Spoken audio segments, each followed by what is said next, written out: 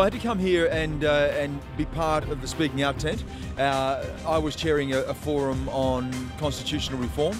The move towards recognition of Indigenous people within the Constitution, what changes are going to be needed, what impact that may have on Indigenous communities. So we had Jodie Brune from the Congress, who've been involved in canvassing opinions right across Australia, really finding out from Indigenous people what it is that they want and then representing that to the government. So we had a chance to bring people up to speed on that, tell people what the constitutional change is about, what it may involve, and also take some questions from the audience.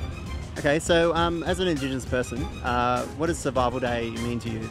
You know, obviously, it's just being together. I think being here and being amongst people who you've known all your life, people who share the same story as you, the same culture as you, the same history as you. I think it's also important for that, for the rest of the Australian population too, that they know that the Indigenous community is strong, that the Indigenous community has survived, and it's a positive story. It's not always an overwhelmingly negative story. It's a story of survival, a story of perseverance, and a story of endurance, and that we can be part of Australia Day and bring our history to that, the same way that other people who may be descended from the First Fleet can also bring their history to Australia Day.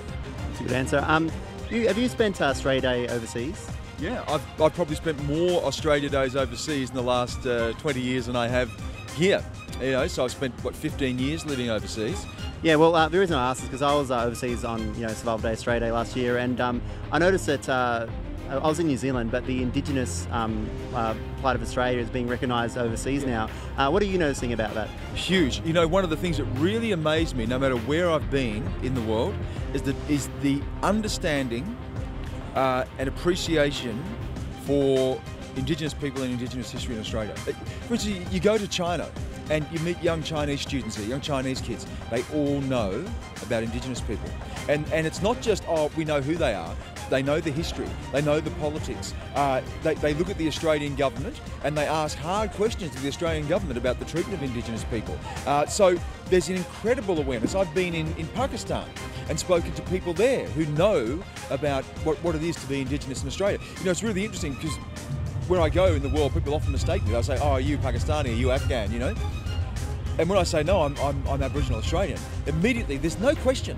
In Australia, when you say, I'm Aboriginal, you often get that sort of look like, are you really? You're not full, what part are you? Overseas, never. They never ask that question.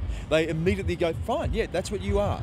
And there's an immediate acceptance of that and understanding of that and a respect for your rights to identify yourself as an Indigenous person.